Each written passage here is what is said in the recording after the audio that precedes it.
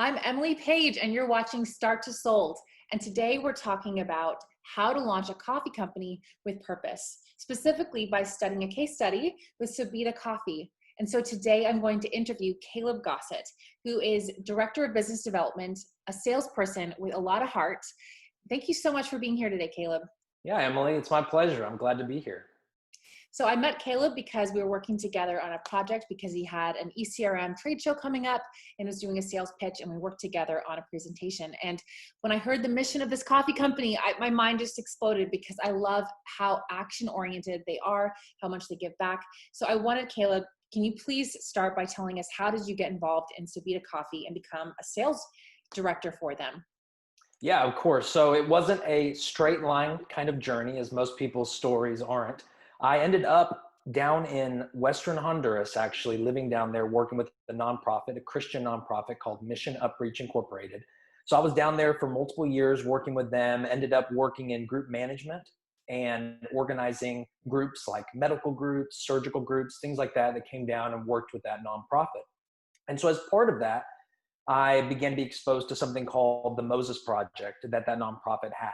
It was actually an ag training center there in Western Honduras. So I was down there working with Mission Upreach, doing the medical, the surgical brigade kind of things, organizing those, and really enjoying that work because obviously, I mean, who doesn't like to reach out to a community that needs it, to be able to be in a field that's helping people and you can see real impacts of what you're doing. So I enjoyed that so much, and that's really what I am passionate about.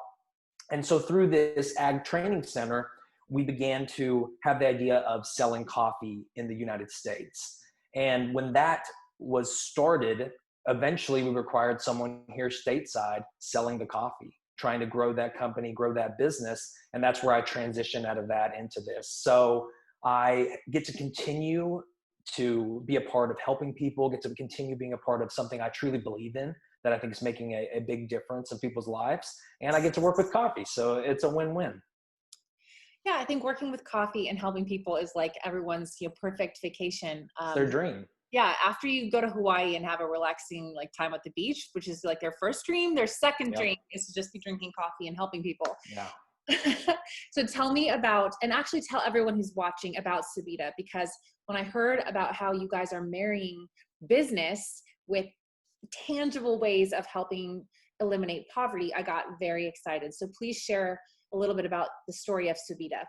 Yeah. So as many people know, there's true benefits to giving people tools to help them lift themselves out of poverty, giving them what they need to be able to change their lives. And that's what that's what the Moses Project is about. So young men from little communities and villages in Western Honduras apply to this program. And if they're accepted, they go there kind of like a boarding school. And while they're there, we help them get their formal education, finish their middle school and high school education. And then we help give them an ag-based education. So they learn things like tilapia, chickens, growing vegetables in greenhouses. They learn about beekeeping. And of course, they learn a little bit about coffee as well. And they get opportunities to specialize in one of those areas.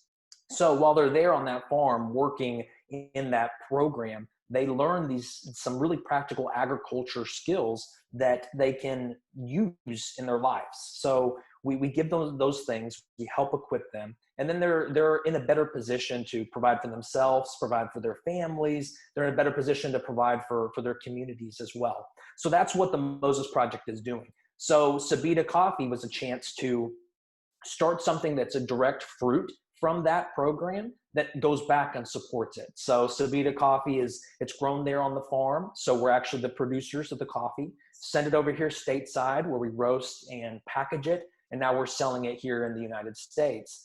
And in that way, customers can have a direct impact in Honduras. By buying that coffee, they can be a part of supporting that. And everybody feels good doing that. So if I understand it correctly, it's basically that the profit from the coffee, the sale of the coffee, goes towards paying for the education of people in developing countries. So what we don't understand in the United States is that most other countries don't necessarily have school systems that are as elaborate as ours. And so the mandate or even the capacity to go to school and learn basic mathematics or basics, what you need if you're going to run a business or run your household budget, or be able to read. Those skills, you know, to be able to find a job or apply for a job that's challenging, or even learning in an agricultural community, those skill sets, if you don't know those things, you're trapped in poverty. And so you're describing a situation where profit from the sale of each bag of coffee is going towards paying for this, the education and also the employment of the people that are at that community. Is that right? Yeah, exactly. And like you mentioned, it is really sad to see, but there are countless youth in Honduras who end up dropping out of their education, not because of reasons we may think of. One big reason is maybe they don't have a school in their community. So all of a sudden they graduate middle school, it's time to head to high school, and the high school building is a bus ride away. Well, the ticket for that bus ride to go to school is more than what their family makes in a day. Boom, their education's over. They will begin working with their family on maybe the little farm they own as a family, and they're not going to continue their education. Or for a lot of families, even the simple things of having a clean uniform, having notebooks and a backpack, pencils, pens to go to school, that's a barrier to entry for some of these kids. So it's a sad situation, not for everyone, obviously, in Honduras, but there is a large group that cannot push past that barrier of entry. So like you mentioned, exactly, the coffee is a chance for you to enjoy something that many of us partake way too much, but most people partake every day, at least a cup of coffee. Yep. At least a cup of coffee a day. And it's a chance to, in doing that, in drinking that cup of coffee, also being able to give back to something like that. And like you said, the profits do go back to that, go to education, go to helping take away that barrier of entry, and also going above and beyond that in terms of the agriculture education. Yes, I'm all about it.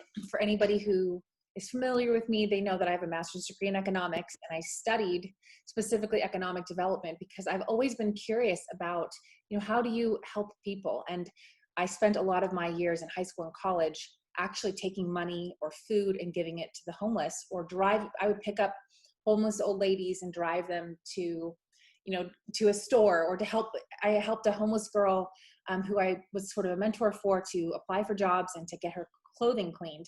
But it was such an overwhelming experience. I realized that it was really hard for one person to make a difference, because a lot of the systemic lifetime learned lessons, as one human, you just can't fix it because there's so much going on. And so I realized, oh my gosh, I need to go study business, because business, there's either you push people to change where, you know, you're trying to make it happen, or you can create a vacuum of pulling the people who really want an opportunity. You know, you can provide it for them. And business is that way that you can give and empower a person to actually create their own change.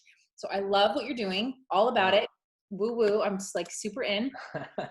Tell me though about the business end of it, because a lot of people who watch this channel are either business owners, they are aspiring business entrepreneurs, or they want to learn from other people who are building businesses and be inspired by their stories. So I like the fact that you guys are still a smaller emerging brand. So you guys have been doing this for quite a long time, but just now you're starting to break into retail, and that's how we met.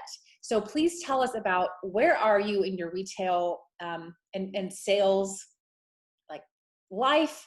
Where are you currently selling your products, and where are you planning to grow? Yeah, so like you mentioned, we are a new company. We started back in 2018, but by no means was that the start where we're at now. That was simply the beginning of our journey. You know, anyone who is trying to start up a business or has started a business knows there's a lot of hurdles to jump over at the beginning. So, you know, trying to figure out, okay, what's a logo going to look like? What are we going to call it? Packaging? Where are we going to roast coffee? So we found ourselves in this position where we wanted to support this education program that we knew could grow and be an incredible force for good. And we had the coffee there on the farm. So we had a chance to expand that plant more coffee. And we knew that would fuel what we were doing there in terms of the education. But that doesn't mean it's going to sell in the United States. So we started planting more and more coffee. Here we have the green bean. We send it to the US. And then now we're in this position where we have to sell it and have to figure out how to do that. So back in 2018, really it was, let's just figure these things out. So finding how we were going to distribute, how we were going to roast, packaging, all those things that take way longer than they should, but you really have to just muddle your way through those. And when you come out on the other side, then you have this solid product that you're ready to sell at a higher level. So like I mentioned, I ended up moving back to the United States, or I may not have mentioned it, but I moved back to the United States at the start of this year to help grow the business. We reached the point where we were ready to expand our sales, trying to get it into retail space. Up to that point, it was all online sales. And that's how Emily said, that's how we met. And so that's where we're at right now. We began to push to try and get the product or get our coffee product into retail. And we found some success in that, and we're excited about it. We're certainly just at the start of that. We're just getting our feet wet, if you want to put it that way, figuring out, okay, how does this work? How can we get in front of buyers? How can we get a product on the shelves inside of a grocery store? And what does that look like? So as of right now, we're in 26 grocery stores, and it's been, I know, it's exciting. It's very exciting. We're very happy with where we're at. So we're in 26 grocery stores, and all the stores we're in are small independent grocery stores or independent chain grocery stores as of right now. So that's where we've really focused here at the beginning. We focused on those independent chains and those independent mom and pop grocery stores where we're able to put the product in, start selling it, and learn a lot in the process. So we're with these 26 stores and continuing to grow, we're learning a ton about what it takes to sell within the grocery store. And we're learning some things that we know we will be able to apply once we get into the larger chain retail. So as we're getting into those small independents, we're still focusing on trying to get into the large chain. So we've got this over here. We're up to 26 stores. And at the same time, we've been working and trying to get in front of those larger chain grocery stores. So that's kind of the stage we're at right now.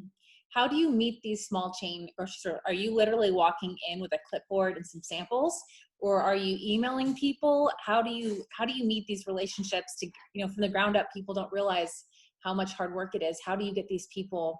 How did you build these 26 relationships? Yeah, really for us, it's been all about going in. Emailing has its purpose. There are ways to use emailing, but we've seen that the use of an email really is just to figure out who you should go meet. Because when you can go in there, you can walk in, you can smile, you can introduce yourself. Of course, right now, you're probably wearing a face mask, so have to smile with your eyes, but you can smile, you can tell them the story in person, you can show them the product. That's the way to get their attention. And so for us, that's what we've seen with these independent small grocery stores. It's head in there, be friendly, be personable, but also try not to invade their time and their space. Be courteous that they're a grocery store. They're busy, they're hectic, especially right now during these crazy times. People don't have a lot of time to listen to you. So what we found is you go in, you introduce yourself, and you try and find a time that'll work for them to show your product, to tell them the story, and you give them just enough to pique their interest and make them go, okay, actually, yeah, why don't you come back, in a week? Why don't you come back tomorrow? Or we've heard sometimes, no, go ahead and tell me about it. I want to hear what you guys are doing. So I love that. First of all, I love sales, and I love the people who love sales, because and I think every person can be good at it. I just think they need to get exposure to it. And it takes so much courage sometimes to go in and walk to talk to a person. Yeah. And I think the biggest, when I hear you describing it, I see the energy in your face and in your eyes. What I can tell is that you're motivated. You can have courage when you're passionate about your product. You truly believe it's the best thing for people to buy. You're not going to be afraid of whether you're going to get rejected, because if they reject you, they're just wrong. They're just wrong. And you can keep pushing on, and you can say, you know what, I understand that you're not ready for it now, but you will be later. And so that kind of perseverance comes from conviction that you have about your own product. So I love seeing that look in your face and just knowing that's what you're doing. I respect that hustle. And every company starts at that point, and it's also important to do it, because you learn, like you said, you learn so much about your customer and the grocery store, and you get to walk the aisles and actually see where it would be placed. And if you only go straight into hiring some crazy broker, and if you in your imagination, you think you're just going to get into Target, you have to go this stair step way to get to that level in order to do it right. So Tell me why do your customers buy your product? What's your point of difference when you're communicating and doing your pitch? Yeah, so the big point of difference is the story. So we have the story, we have the aspect of our product that we can tell them all the profits go to charity. This product is supporting a good cause. And that really has been the biggest seller for our coffee. Now, we also have other things. So, it's making sure our packaging is attractive, and we've heard good responses for that as well. So, oh, actually, this is a really good looking product. And we focus on the quality as well, telling them the quality of the product. But really, for some of these smaller grocery stores, that's not been as big a focus for them. The real selling points have been the story. And then a big one has been, what are we going to do to help them sell the product? So one of the biggest things we've learned while just getting into these 26 stores is, just because we get it in there, just because we get it on the shelf or get our display in there, it doesn't mean it's going to move. So when we go into these independent grocery stores, we're telling them, hey, we want to partner with you in selling this product. Not just, hey, buy my product. It's, okay, here's why you should put this product in the store, and then here's what we're going to do to help you move this product so that we can both win. And we've seen that, they respond really well to that. They hear the story, then we tell them, hey, here's our ideas for marketing. Here's our ideas for why this product is going to move and how we're going to make it move. And I've heard, responses of, wow, this sounds great. Why wouldn't I? Why wouldn't I carry it? I literally got a manager that said, well, yeah, why wouldn't we do it? I said, exactly. So that has been a reason that the managers of these stores have responded positively to the coffee. I like that. So I think what's great about what you're saying is that, number one, you're very clear on your communicating your mission, your point of difference. And then, so that's like an art form, is to be able to have your pitch down really well. And then when it comes to there's a science of it, the science of it is that you always want to position a product to be in the best interest of the person you're selling it to. And if you do that correctly, plus you use the right art form of delivery, then you're able to succeed everywhere that you go. And then it's just a matter of numbers. You have to talk to 100 people, get 90 no's to get 10 maybes, and then to close 2 yeses. And so I love hearing you describe those things, because I can just hear the strategies of success, and it makes sense why you've gotten 26 stores and why you're going to get even more.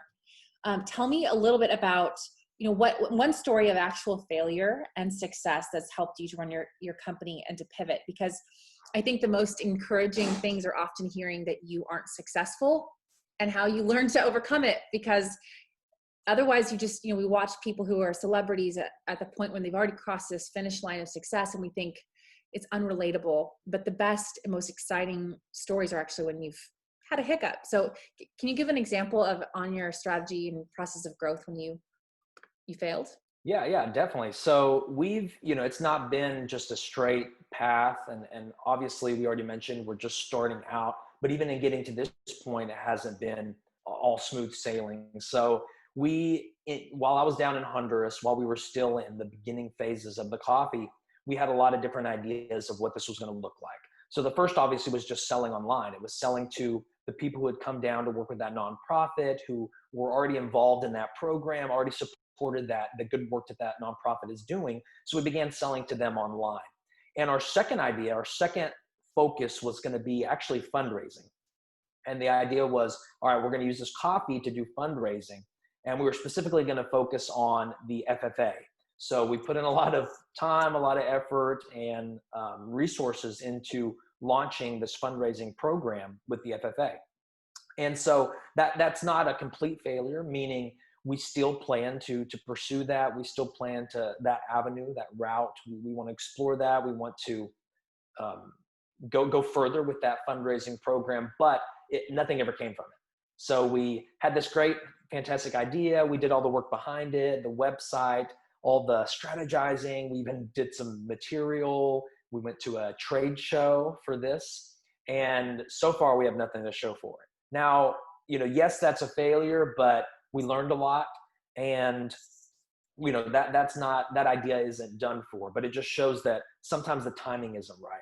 So the timing wasn't right for that, in terms of when we started it, in terms of how we marketed it, in terms of how we tried to get it in front of the schools where we wanted to start that fundraising program. And then obviously right now, none of that is really on the radar. So the timing wasn't right. And who knows when it'll be right. But we know that eventually we'll be able to do that. But that's an example of something that was a good idea, that we pursued it, and that just, for different reasons, just didn't work out. Would you mind telling us also a story then of a success and how you've stumbled upon that success? Where do you feel like you've been succeeding?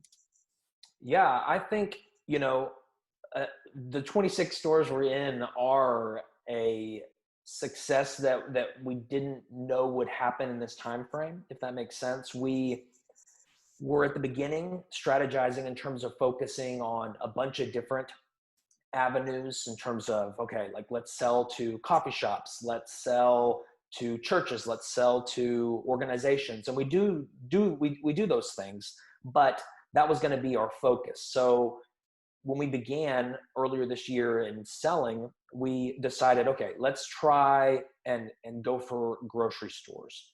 And as we did that, things were working out until we pivoted all of our attention into grocery stores. And now that's our complete focus in terms of distribution, DSD, getting that product in the stores, in terms of our future cold calls, proposals, all of that. We're basically 100% focused now on grocery store. We still have the other avenues that we sell online and to different groups and organizations, but through getting the first few grocery stores and really thinking about, okay, what are our sales going to look like in a grocery store compared to another environment, we decided, okay, you know what, we need to pursue grocery stores. That's where our cold call versus how many we get in terms of sales, we're going to maximize things by going that route. Yeah, I think that's, how long did it take for you when you started doing, trying to get into retail? How long has it taken you to build up to this? I think it's helpful for people to realize it takes a lot of time. Yeah, I mean, well, things have been interesting with things getting shut down and opening up and shut down. So we started in March, but we've really only been able to fully focus on it for the last probably 2.5 months. So it's been better part of 2 months and then some to get into these 26 stores.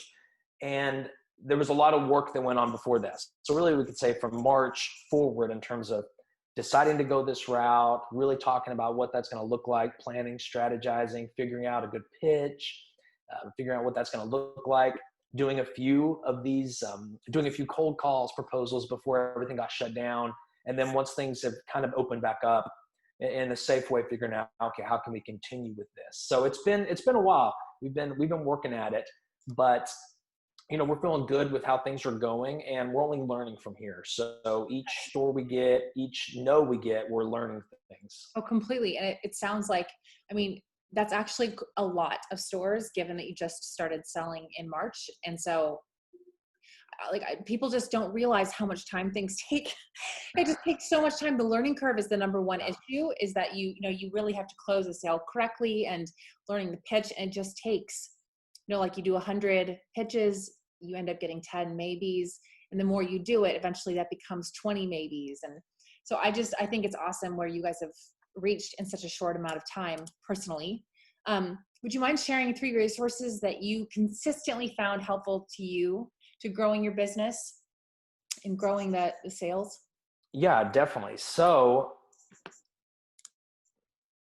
I'd say the first is a book that's actually the 4 Disciplines of Execution. I have it right here. 4 Disciplines of Execution. Highly recommend it to anyone who's wanting to launch something or anyone who is in the process of growing a business. Again, we're at the starts of this, but this book was recommended and implemented in terms of our sales for this coffee company by people with a lot of experience in terms of businesses and sales. So in beginning to grow this retail launch of Subida Coffee, we focused on this book and specifically focused on some of the principles inside of it and how we managed our time, how we organized our accountability. And it's been incredible for what we've been able to accomplish. We're in, like I said, like we were talking about, we're in 26 stores, which we could only have done because we are focusing on very specific things. In the book, they talk a lot about, setting a wildly important goal. So something you want to reach, a goal that if you could get to this, that's the thing you're trying to get to. And then kind of not focusing on the measure of that, meaning all your attention isn't on, okay, how many stores do I have? So let's say our goal is X number of stores by this time. Instead of just constantly looking at the number and either being encouraged or discouraged, you find a few lead measures that will help you achieve that goal, and you focus on those. So what are 2 or 3 things that if we do these successfully, consistently, in a high quality, if we do these things and measure these things, we're going to reach this, and we focus on those.